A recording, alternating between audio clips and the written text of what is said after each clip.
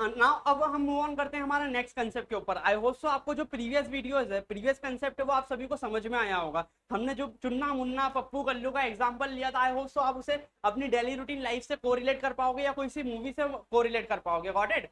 So let's begin. हम move on करते हैं हमारा नेक्स्ट कंसेप्ट, जो कि क्या बोलता है, एसेंशियल फीचर्स क्या है आपके पार्टनरशिप के। फीचर्स या कैरेक्टरिस्टिक, कैरेक्टरिस्टिक क्या बताती है कि जब पार्टनरशिप है तो पार्टनरशिप में क्या क्या विशेषताएं, ऐसे कौन से गुण है। जैसे आप जाते हो ना, आप कहीं लड़की देखने जाओगे, आप गए होंगे या आपके किसी भैया के लिए देखने गए होंगे लड़की, तो उसमें क्या बोला जाता है, अरे यार एक अच्छे लड़के के गुण बताओ। एक अच्छे लड़के में क्या गुण होना चाहिए? लड़का सिगरेट नहीं पीना चाहिए, लड़का दारू नहीं पीना चाहिए, लड़का पढ़ाकू होना चाहिए, लड़का कमाने वाला होना चाहिए। बोला जाता है नहीं बोला जाता है? ये सब कुछ बोला जाता है। उसी तरीके से लड़की का बोला जाता है, लड़की पढ़ाकू होना चाहिए, घर संभालने वाली होना चाहिए। तो ऐसे ही हम बोल सकते हैं कि हमारी एक अच्छी पार्टनरशिप में ऐसे कौन से गुण होना चाहिए या ऐसे कौन सी कैरेक्टरिस्टिक है जो कि पार्टनरशिप में मौजूद होगी, तो हम बोल सकते हैं हमारी क्या है, पार्टनरशिप है। Got it? So let's begin. Basically partnership बनने के लिए क्या होना चाहिए? पार्टनरशिप होने के लिए कम से कम दो लोगों का होना बहुत जरूरी होता है। जब आप शादी करोगे, बेसिकली मैं एक एक्सेप्शनल केसेस को छोड़ देता हूँ, आई होप सो आप समझ चुके होंगे, एक्सेप्शनल केसेस को छोड़ दो। बट जो अभी 2022 में एक एक्सेप्शनल केस है उसे छोड़ दो, तो यदि आप बोलोगे कि शादी होने के लिए क्या होना चाहिए, शादी होने के लिए दो लोगों का होना चाहिए, जरूरी होता है। एक या तो लड़का और लड़की का, जर्नल कॉमन सेंस में लड़का और लड़की ही होते हैं, एक्सेप्शनल केसेस को आप हटा दो। Got it? तो पार्टनरशिप होने के लिए भी क्या होना चाहिए, दो या दो से अधिक लोगों का होना जरूरी है। यदि सिंगल पर्सन है तो क्या वो पार्टनरशिप कर सकता है? नहीं, पार्टनरशिप नहीं कर सकता। Got it? तो यहाँ पर क्या बोल सकते हैं, पार्टनरशिप होने के लिए कम से कम दो लोगों का, और मैक्सिमम जो हो सकते हैं वो कितने हो सकते हैं, मैक्सिमम 50 लोग आपके पार्टनर हो सकते हैं। Got it?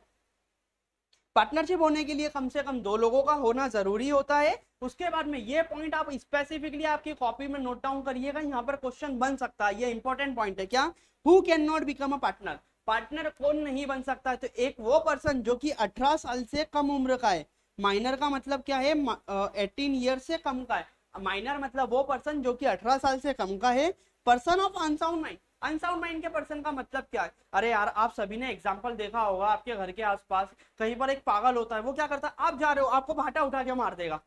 Got it? देखा है ऐसा कोई सा पागल? Got it? मैं अपनी रियल लाइफ का एक एग्जांपल बताता हूँ। मैं एक बार सड़क पर जा रहा था, गॉट इट, तो एक अच्छा वाला इंसान, जो ट्यूबलाइट होती है ना आपकी, वो ट्यूबलाइट लेकर जा रहा, मुझे लगा कि वो जेन्युइन पर्सन है। Got it? मैं जा रहा भाई, उसने मेरी गाड़ी के पीछे मार दिया। तो ऐसे पागल लोगों का क्या कोई भरोसा नहीं होता? आप उसके साथ पार्टनरशिप करते हो, गॉट इट, कल से उसकी आपके साथ नहीं जमी, उसने आपको उठा के ही मार दिया, गॉट इट, उसने ट्यूबलाइट उठा के आपको मार दी, तो क्या करोगे? तो ऐसे बंदे को सरकार खुद बोलती है, गवर्नमेंट की, ऐसे बंदे से पार्टनरशिप ही मत करो। जो खुद दिमाग से पागल है, जो असंतुलित है, वो आपके साथ क्या भी चलेगा यार दोस्तों। तो ऐसे के साथ पार्टनरशिप मत करो। Got it?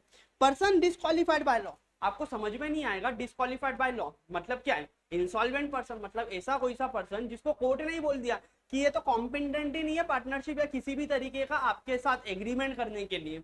Got it? तो जिस पर्सन को सरकार ने या कोर्ट ने खुद ही अयोग्य घोषित कर दिया, तो उसके साथ आप एग्रीमेंट करने क्यों जा रहे हो यार? कॉमन सेंस की बात है। इंसॉल्वेंट पर्सन, इंसॉल्वेंट पर्सन क्या होता है, कोर्ट के द्वारा क्या हो जाता है, ये डिस्क्वालिफाइड हो जाता है। कैसे? फॉर एग्जाम्पल, इंसॉल्वेंट पर्सन का मतलब क्या है? फॉर एग्जाम्पल, मेरे पास आज 100 रुपए है और मैंने लोगों से 300 रुपए उधार दे दिए, और जब मैं अपनी पूरी संपत्ति को भी बेच देता हूं तो मैं वो 300 रुपए को नहीं दे पाता। Got it? तो अब मैं उन लोगों के 300 रुपए जो उधार लिए वो नहीं चुकाऊंगा, तो वो लोग तो आकर मुझे मारेंगे। तो अब मैं कहाँ जाऊंगा, कहाँ जाऊंगा? ऐसा तो है नहीं। कानून किस लिए? कानून लोगों के हितों की रक्षा करने के लिए, लोगों को सुरक्षा प्रदान करने के लिए। तो हमारा कानून बोलता है कि आजा आजा आजा बेटा आजा, हम तेरे को संरक्षण देंगे। तूने उधार तो ले लिया, अब तेरी क्षमता नहीं है पे करने की, तो कोर्ट आपको क्या करेगी, कोर्ट आपको इंसॉल्वेंट घोषित कर देगी। जिसके बाद आपको कोई भी पर्सन जिससे आपने उधार पैसा लिया है वो आपको आके सता नहीं सकता, वो आपको मार नहीं सकता। यदि वो मारता है तो कोर्ट उठा के उसे अंदर कर देगी। बट कोर्ट ने आपको क्या करा, इंसॉल्वेंट तो घोषित कर दिया, साथ ही साथ ये भी घोषित कर दिया कि आप आगे से किसी के साथ एग्रीमेंट नहीं कर सकते। आज तो कोर्ट ने आपको फॉर एग्जांपल माफ कर दिया, फिर आप वापस से 300 से 600 रुपए किसी और पर्सन से ले आओगे। इसीलिए कोर्ट बोलती है कि ऐसा नहीं है, हम बेवकूफ नहीं बैठे यहाँ पर। यहाँ पे गॉट इट? जो आपका जस्टिस जज जज जज लोग होंगे वो ये नहीं बोलेंगे कि बोले हम बेवकूफ नहीं है, हमारे माथे पर कुछ लिखा नहीं है भाई, हम सिर्फ एक ही बार तुझे इंस्टॉलमेंट घोषित करते हैं और आगे से तू किसी से कॉम्पिटेंट ही नहीं होगा कि किसी से कॉन्टेक्ट कर पाए। Got it? तो आई होप सो आपको ये पॉइंट समझ में आया होगा। पार्टनरशिप होने के लिए दो या दो से अधिक लोग होना चाहिए, मैक्सिमम 50 लोग हो सकते हैं। माइनर मतलब वो बंदा जो 18 साल से कम उम्र का है। इंसॉल्वेंट अनसाउंड मतलब वो जो दिमाग से पागल है, गॉट इट, और डिस्क्वालीफाइड बाय लॉ जिसको कि कोर्ट ने खुद बोल दिया है कि ये कॉम्पिटेंट ही नहीं है कॉन्ट्रैक्ट करने के, गॉट इट। देन उसके बाद में एग्रीमेंट होना चाहिए, गॉट इट। पार्टनरशिप होने के लिए दो या दो से अधिक लोगों के बीच में क्या होना चाहिए दोस्त, एग्रीमेंट होना चाहिए। बट एक चीज आप याद रखिएगा, एग्रीमेंट जो होगा ये रिटर्न भी हो सकता है और ओरल भी हो सकता है। यदि मैं एग्जामिनर होता तो क्या क्वेश्चन बनाता, क्या पार्टनरशिप होने के लिए रिटर्न एग्रीमेंट का होना जरूरी है, नहीं। याद रखिएगा, एग्रीमेंट होने के लिए रिटर्न होना जरूरी नहीं है। यदि आप और मैं ओरली भी बोलते हैं ना कि आओ चलो पार्टनरशिप करते हैं, और यदि कल से हमारे दोनों के बीच में विवाद हो जाता है, झगड़ा हो जाता है, तो हम कहाँ जा सकते हैं, कोर्ट में जा सकते हैं। तो कोर्ट में तो आप बोलोगे कि तेरे पास तो सबूत ही नहीं है, तो कोर्ट क्या बोलेगी, आजा आजा बेटा, पार्टनरशिप होने के लिए एग्रीमेंट का होना जरूरी नहीं है। यदि आप बिना एग्रीमेंट के ओरली भी बोल देते हो कि अपन पार्टनर है, तो क्या माना जाएगा कि आप पार्टनरशिप एग्रीमेंट में आ चुके हो, ऑलराइट। लॉफुल बिजनेसमैन, अब फॉर एग्जांपल आप आपके और मेरे दिमाग में चला क्या, यार क्या करे दुनिया में तो बहुत अभी क्या चल रहा है। आप सभी को एग्जांपल याद होगा, अभी हमारा जो युद्ध चल रहा था रशिया और यूक्रेन का, तो बोले यार रशिया यूक्रेन का युद्ध स्टार्ट हो गया, तो अपन भैया एक काम करते हैं, क्या करते हैं भाई साहब, भाई साहब हम एक काम करते हैं, हम हमारे यहाँ पर क्या करते हैं, बम बनाने की फैक्ट्री डाल लेते हैं। अब हमारे लोगों का तो दिमाग ऐसे ही चलता है, हम बम बनाने की फैक्ट्री डाल देते हैं और सप्लाई करेंगे यूक्रेन को, गॉट इट। तो सरकार क्या बोलती है, सरकार बोलती है भाई साहब तुम कल से बम बनाओगे, बम बनाने में फुट गए तो बम बनाना आपके जो हम बोल सकते हैं डिफेंस से रिलेटेड जो भी आपकी फैक्ट्रीज है, आप ऐसे ओपन नहीं कर सकते, वो सारी गवर्नमेंट के कंट्रोल में हो सकती है। तो क्या बोला गया, यदि आप बिजनेस करते हो तो वो लॉफुल होना चाहिए। ऐसा आप बिजनेस नहीं कर सकते कि आओ हम एक बिजनेस करते हैं, यहाँ पे क्या करेंगे, सभी लोगों को टेररिस्ट बनने की ट्रेनिंग देंगे, तो ये क्या लीगल बिजनेस है, नहीं। ऐसा कोई सा भी पार्टनरशिप का बिजनेस जो कि इलीगल है वो आप नहीं कर सकते हो, गॉट इट। या तो हो सकता है कल से चार लोग इकट्ठा हुए, बोले यार एक काम करते हैं, हम यहाँ पे लोगों को क्या करते हैं, यहाँ पे टेररिस्ट बनने की क्या देंगे दोस्त, ट्रेनिंग देंगे, तो ऐसा बिजनेस अलाउ ही नहीं है पार्टनरशिप एक्ट में, got it. Profit sharing agreement between among the partners absence equal, मतलब क्या बोला, पार्टनरशिप एक्ट बोलता है कि यदि पार्टनर्स ओरल आए चाहे एग्रीमेंट के थ्रू आए, यदि वो दोनों म्यूचुअल कंसेंट से डिसाइड कर लेते हैं कि वो किस रेशो में प्रॉफिट को बांटेंगे, तो प्रॉफिट को उसी ही रेशो में बांटा जाएगा जिस रेशो में वो दोनों एग्री हुए। मतलब क्या बोला गया सिंपल टर्म्स में, यदि दो पार्टनर्स एग्री हुए हैं, दोनों ने म्यूचुअल कंसेंट से डिसाइड कर लिया कि वो बिजनेस से होने वाले प्रॉफिट को किस रेशो में बांटेंगे, तो पार्टनरशिप एक्ट बोलता है कि उसी ही रेशो में बांटो जिसमें आप दोनों क्या हुए थे, एग्री हुए थे। बट यदि इन केस ऑफ दोनों में कोई एग्रीमेंट नहीं हुआ और आप बिजनेस करते जाते और ह्यूज बहुत सारा प्रॉफिट हो गया आपको बिजनेस से, और आप दोनों की नीयत खराब हो गई, एक पार्टनर बोलता मुझे तो 80% चाहिए, दूसरा बोलता मैं तो 20% से ज्यादा दूंगा ही नहीं, एक बोलता मेरे को तो 80 चाहिए, दूसरा बोलता मैं 20 से ज्यादा नहीं दूंगा, तो उस सिचुएशन में आप कहाँ जाओगे, आप जाओगे दोस्त कोर्ट के पास। तो कोर्ट क्या बोलेगा, तुम आप लोगों ने एग्रीमेंट तो करा ही नहीं, कोर्ट बोलती है आप लोगों ने एग्रीमेंट तो करा ही नहीं, बट आप लोगों ने क्या पार्टनरशिप एक्ट पढ़ा था, तो एक तो बोलता नहीं नहीं मैंने तो नहीं पढ़ा था साहब, दूसरा वाला बोलता साहब आपने पढ़ा था, नहीं नहीं नहीं साहब मैंने भी नहीं पढ़ा था। तो उस सिचुएशन में कोर्ट बोलेगी भाई साहब पप्पू और मुन्ना सुनो, यदि आप दोनों ओरली एग्रीमेंट करते हो और दोनों के बीच में डिस्प्यूट हो जाता है, तो होने वाला बिजनेस से जो प्रॉफिट है ना उसको इक्वली क्या करोगे, डिस्ट्रीब्यूट करोगे, गॉट। बट एक चीज याद रखिएगा, पार्टनरशिप के अंतर्गत आप लोगों को लॉस को बांटना मैंडेटरी नहीं हो सकता। जैसे फॉर एग्जांपल मैं बोलता हूँ साहब मैं तो पढ़ा लिखा हूँ मैं पैसे दूंगा, बट एक बात ध्यान रखना मेरे को रिस्क लेने से डर लगता है, तो गॉट इट, तो मैं बिजनेस में सिर्फ और सिर्फ प्रॉफिट बांटूंगा भाई, मेरे को लॉस बांटने का शौक नहीं है, गॉट इट। मेरी अच्छी वाली नौकरी चल रही है, मैं तो या तो एक काम करूंगा मैं अपनी अच्छी वाली नौकरी करता रहूंगा, तो यार दूसरा दोस्त तो बोलता हाँ हाँ आजा आजा आजा हम तेरे को एग्री कर लेंगे। तो आपको पार्टनरशिप होने के लिए प्रॉफिट का बांटना मैंडेटरी, प्रॉफिट बांट सकते हो बट लॉस का बांटना मैंडेटरी नहीं होता है, पर business can be carried on by all और any of acting for all. मतलब क्या बोला गया, पार्टनरशिप में हमारे बेसिकली चार पार्टनर है, ए बी सी और D, got it, A B C और डी, ये हमारा क्या पार्टनरशिप का बिजनेस है। तो पार्टनरशिप एक्ट बोलता है बिजनेस को चलाने के लिए यदि एक बंदा काम कर रहा है तो भी चलेगा, सभी लोग मिलकर काम कर रहे हैं तो भी चलेंगे। बट एक चीज याद रखिएगा, एक बहुत ही इंपॉर्टेंट कंसेप्ट है जो आपको सीए फाइनल तक काम आएगा। जैसे फॉर एग्जांपल एक एग्जांपल देखता हूं, यहाँ पर हमारे सी जो है वो क्या है, एक एग्जांपल देता हूं समझना, ये एग्जांपल आप आपकी कॉपी में नोट डाउन कर लीजिएगा, गॉट इट।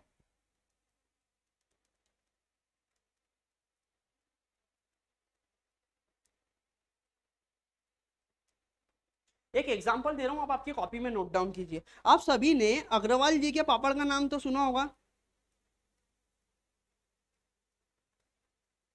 आप सभी ने अग्रवाल जी के 420 लिज्जत पापड़ का नाम तो सुना होगा, गॉट इट। अब अग्रवाल जी के पापड़ में 3 लोग हैं, अग्रवाल जी की जो फर्म है उसमें 3 लोग हैं, ए बी और C, got it, A B C. Basically Agarwal ji का जो बिजनेस है उसे ऑपरेट कौन करता है, उसे ऑपरेट करता है सी, गॉट इट। सी बिजनेस को ऑपरेट करता है। लिज्जत के पापड़ पूरे हिंदुस्तान में बेचे जाते हैं और वो पापड़ बहुत ही प्रसिद्ध है, लोगों को बहुत टेस्ट आता है उन पापड़ों को खाकर, गॉट इट। तो सी क्या करता है, ये पापड़ बेच देता है किसको, नैन्सी को। सी ये पापड़ नैन्सी को भेज देता है। अब भाई साहब ये पापड़ खाने के बाद नैन्सी की क्या हो जाती है, तबीयत खराब हो जाती है। बेसिकली ये जो सी ने क्या करा था, सी ने कुछ पुराने पापड़ों का बंडल था जिसको कि डिस्कार्ड करना था और उसने उठा के नैन्सी को भेज दिए। और नैन्सी ने जब वो पापड़ खाए तो बोलते बहुत टेस्टी है, बहुत टेस्टी है। वो 5-6 पापड़ के पैकेट एक साथ खा गई। वो भाई दूसरे दिन उसे हो गया क्या, फूड पॉइजन, गॉट इट। उसे फूड पॉइजन हो गया नैन्सी को। तो नैन्सी गई कहाँ पर, नैन्सी गई कोर्ट में। और कोर्ट में जाने के बाद नैन्सी ने क्या करा, इनके ऊपर मानहानि का मुकदमा ठोक दिया, गॉट इट। इनने बोला नैन्सी ने, आप मुझे 2000 करोड़ रुपए दो। अरे बाप रे, ए बी सी ये तीनों पार्टनर का होश उड़ गए। बोले 2000 करोड़, हमने तो आज तक 200 करोड़ भी नहीं देखे हमारे जीवन में, हम 2000 करोड़ कहां से देंगे। तो कोर्ट बोलती है भाई साहब आपके ऊपर मानहानि का मुकदमा ठुका है नैन्सी ने। तो कोर्ट बोलती है सी सिर्फ तू ही लाइबल नहीं है। सी तो घबरा जाता है, बोले मैं तो खुद भी बिक जाऊं, अपनी किडनी भी बेच दूं आईफोन के लिए, तो मैं 2000 करोड़ नहीं ला सकता, मैं तो आईफोन नहीं ला सकता, किडनी बेच के 2000 करोड़ कहां से लाऊंगा।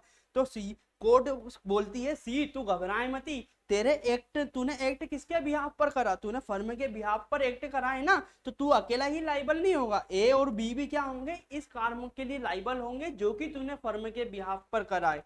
ये एग्जाम्पल आप याद कर दे, याद रखना दोस्तों, इसको आप चाहो तो एक कॉपी में नोट डाउन कर लो। मतलब फर्म के बिहाफ पर यदि कोई एक पार्टनर काम करता है तो उस एक पार्टनर के काम के लिए बाकी के जो 2 पार्टनर होंगे ना वो भी लाइबल होंगे। ये कंसेप्ट याद रखना, गॉट इट।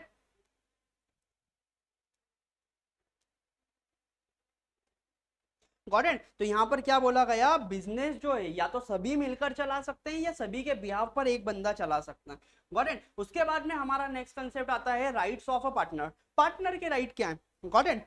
जैसे हम बोलते हैं ना हमारे शादी के बाद आपके कुछ अधिकार होंगे, गॉट इट। आप सभी को पता होंगे, आप सभी को पता होगा, जैसे शादी ब्याह तो छोड़ो, आप सभी को पता होगा एज ए भारत का नागरिक आप सभी को कुछ मौलिक अधिकार प्राप्त है, गॉट इट। पता है नहीं पता है, आई होप सो आप सभी को पता हो, बट नहीं पता हो तो मैं बता देता हूँ।